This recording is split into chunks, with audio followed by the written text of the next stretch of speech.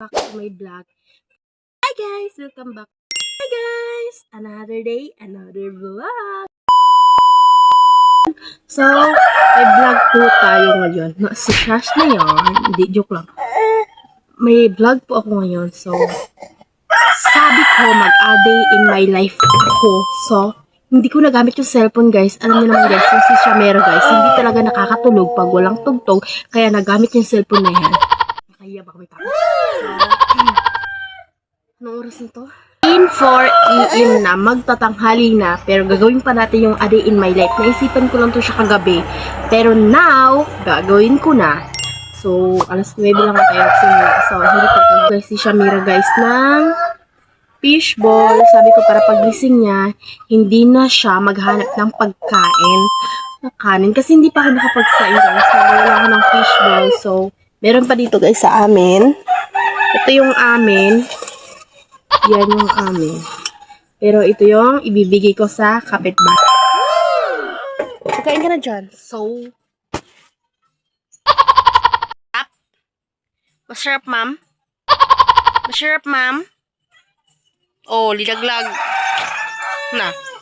Oh, kalat-kalat ba yung magic sarap? Kalat-kalat. Guys, pinapadidi ko lang kay si Shamera. Breastfeed kasi ako, guys.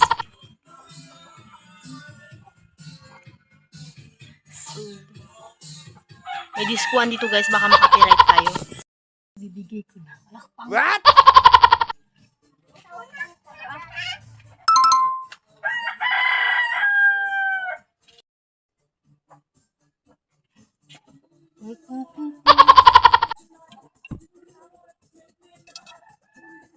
Guys, ito guys yung ginamit kong mantika kanina.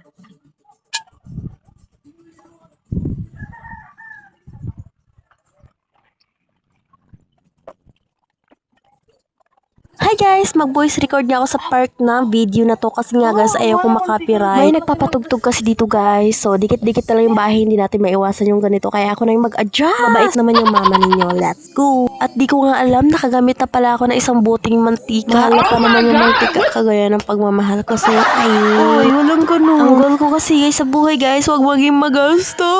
Mahal na kasi guys lahat. Katulad ng gasolina. Mahal ang gasolina. Boom. Ano yun? Naalala niyo ba guys yung TikTok na yon? May TikTok ako dati yon pero hindi ko na alam. Yung TikTok account ko kasi guys nawala yung password. Di ko na alam. Huwag kayo mag-alala, hanapin ko yung TikTok ko na yon. Hindi ko na kasi guys alam kung saan ko na ano. Pero hindi ko talaga alam yung password ng TikTok ko na yon. Ano daw yun? Minsan talaga guys pag nagsasalita ako hindi ko maintindihan. Hindi nyo maintindihan, hindi ko na maintindihan yung sarili ko. Pero dito sa park na gustong gusto ko. Ipapakita ko nga pa pala sa inyo yung lalagyan ng bigas ko mga pig. Na-order ko lang yan siya guys sa Shopee guys. Kasi guys 5 kilos na siya sa lalagyan na yan. Kaya ako lang naman guys yung mag-isa. Tapos si Shamera. Hindi pa siya guys malakas kumain. Sabi ko need ko nang lalagyan ng bigas guys sa tabi mismo ng kusina. Para hindi na ako mag-akyat-akyat. Hanggang dito na mga yung pag-voice record ko kasi hindi na rin masyadong maingay. Napapagod din bibig ko guys. Magsaing na ako guys. Para mamaya. Kain na. Good pa ako guys. Pagkagising ko kasi. Sinahod.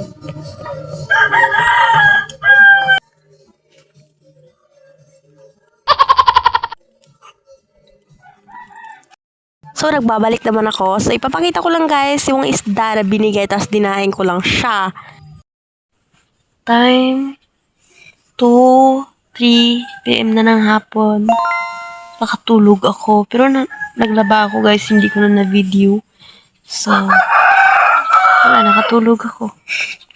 So, pero nakalaba ako. Tapos, hindi ko siya na-video kasi nga pagod ang iabab ninyo. So,